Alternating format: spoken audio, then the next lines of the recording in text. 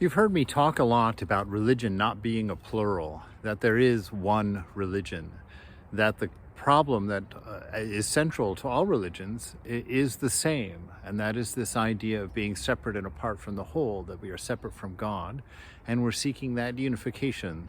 We're seeking that marriage, that reconciliation. And many times I've had a lot of Christian friends come to me and mention that the scripture in the Bible that says, "I am the way, the truth, and the life. No one comes to the Father but through me," meaning Jesus himself. And so I've been told that that means that only Jesus can bring us to the divine. But when someone talks about the nature of the avatar, Jesus also said that I and the Father are one.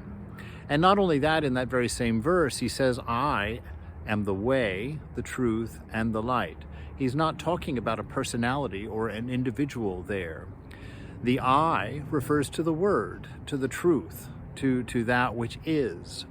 And all religions present that way and that truth and that life. A sense of upright thinking, of clarity of mind, of selflessness, of love, of sincerity, of earnestness, of loving your neighbor, all of the golden rule, which is common to all religions.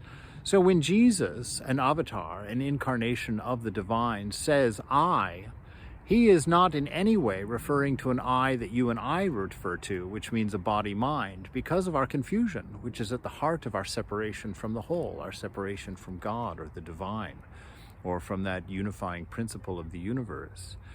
Ramakrishna also purported to be an incarnation of God by many, which might be controversial to some, says that the incarnation is a window or a hole through which God can be seen, that an avatar is not a personality, is not a thing in and of itself, that it's a window, it's a hole through which the entirety of, or the infinity of God can be seen or touched or identified with.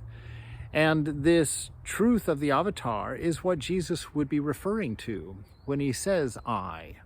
He would be I, the Word, which is eternal.